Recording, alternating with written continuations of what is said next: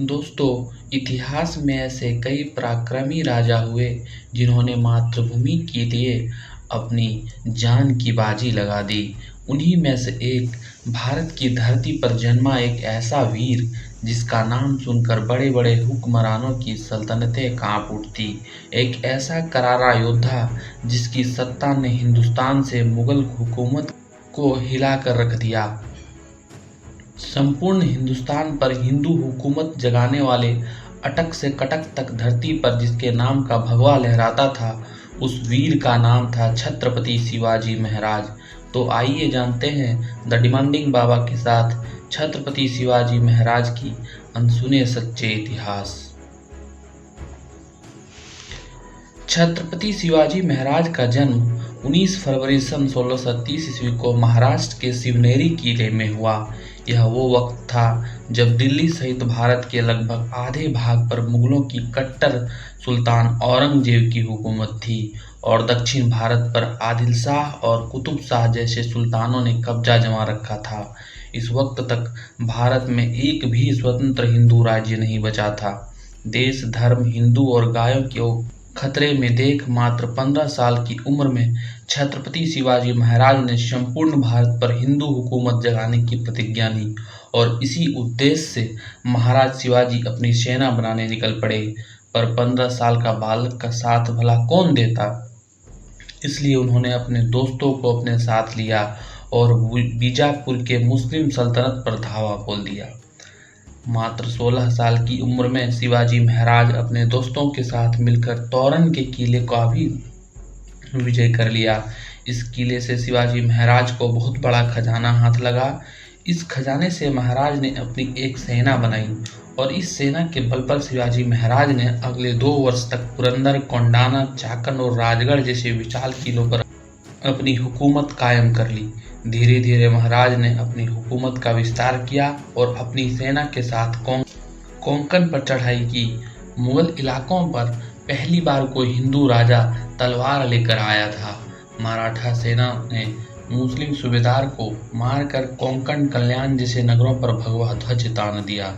40 किले, 9 सामंत और 60,000 सेना के सरदार शिवाजी महाराज ने बीजापुर के सल्तनत पर धावे बोलकर उसे पूरा खोखला कर दिया। अब अपनी सल्तनत खत्म होते देख बीजापुर के सुल्तान आदिल शाह कांप गया।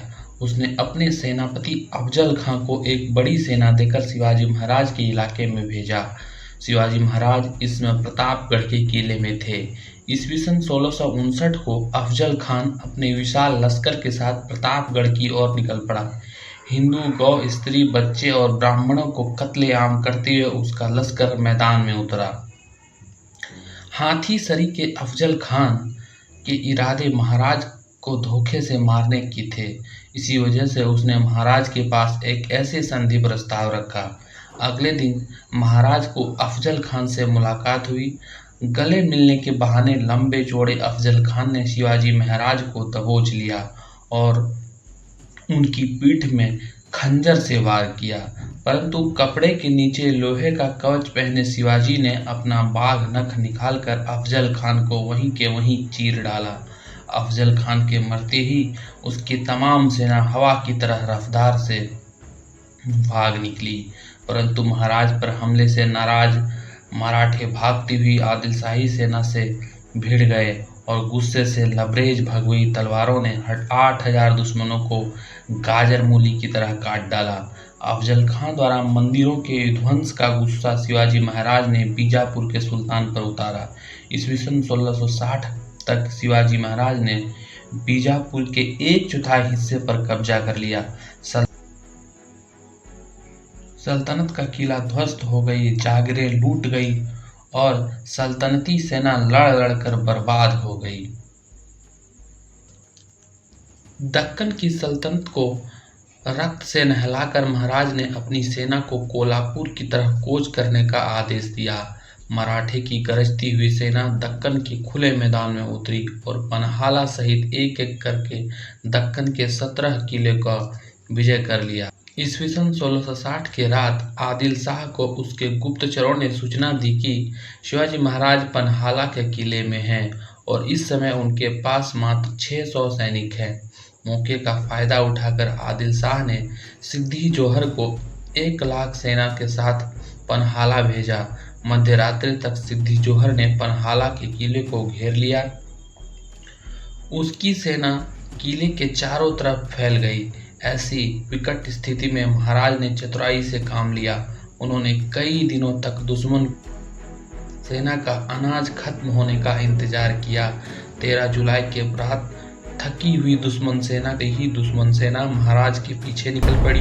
महाराज 300 मावलों के साथ आगे बढ़ चुके थे और इधर बाजी प्रभुदेव पांडे के नेतृत्व में बाकी बची 300 मावले 10,000 दुश्मनों से भीड़ में युद्ध कर रहे थे। यह युद्ध इतिहास के सबसे भयानक युद्ध सिद्ध हुआ। मात्र 300 मावले पूरी रात शत्रुओं से लड़ते रहे।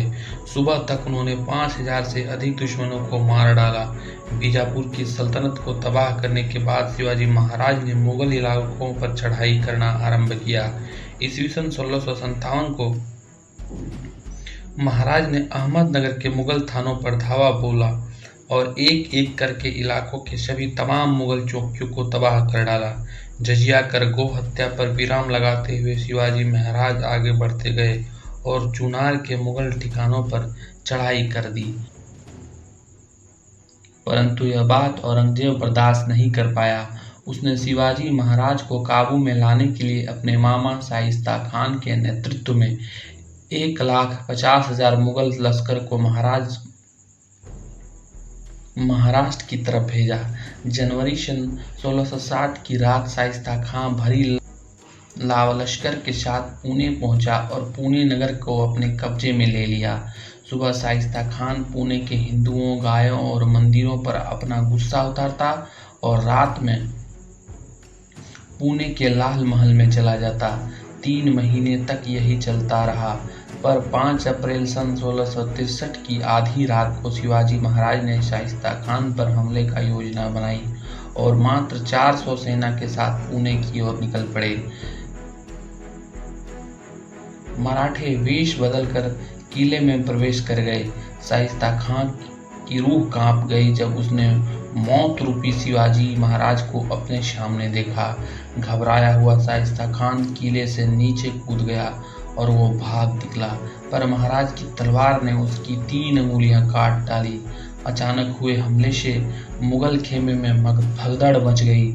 इस भगदड़ के फायदा उठाकर सभी मराठे पुणे से वापस लौट आए। ईस्वी सन 1664 को छत्रपति शिवाजी महाराज ने मुगलों के सबसे अमीर शहर सूरत पर चढ़ाई कर दी। मराठे ने मुगल को पूरी व्यापार का चौपट कर दिया और मुगलों को बेशुमार दौलत को अपने कब्जे में ले लिया। इस घटना से औरंगजेब का गुस्सा 7वें आसमान पर था। अपनी सल्तनत की अपमान का बदला लेने के लिए औरंगजेब ने आमेर के राजा जय सिंह को एक बड़ी सेना के साथ शिवाजी महाराज के राज में उतारा। ईस्वी सन 1665 में राजा जय सिंह ने 1 लाख सैनिकों के साथ शिवाजी महाराज को पुरंदर के किले में घेर लिया और महाराज से एक समझौता किया जिसके तहत महाराज को हिंदवी स्वराज के 23 किलों को मुगलों के हवाले करने पड़े। परंतु ईस्वी सन 1670 में मुगलों पर कहर बनकर टूटे शिवाजी राजे ने किले पर तैनात मुगलों को मार मार कर लाशों का अंबार लगा दिए। मात्र 4 महीनों में उसने एक एक करके सभी किलों पर भगवा ध्वज लहरा दिया। 6 जून 1674 को महाराज का वैदिक मंत्रों के साथ राज्याभिषेक हुआ। अपने राज तिलक के बाद हैदराबाद रियासत पर चढ़ाई कर दी। उनकी सेना दक्कन की पर्वतों से उतरी और पोंडा, कारवार, कोल्हापुर किले को हुकूमत के नीचे ले आई। छत्रपति शिवाजी ने कर्नाटक से होते हुए वेल्लोर, गिंगी, मैसूर और तमिलनाडु के इलाकों तक विजय प्राप्त की। ईस्वी सन 1680 में मात्र 50 वर्ष की आयु में हनुमान जयंती के दिन छत्रपति शिवाजी महाराज ने स्वर्ग की ओर अपना प्रस्थान किया। तो दोस्तों, मेरे द्वारा प्रस्तुत ये वीर सपूत की कहानी अच्छी लगी तो वीडियो को लाइक करें और चैनल को सब्सक्राइब करें। आपका बहुत बहुत आभार। धन्यवाद। जय हिंद।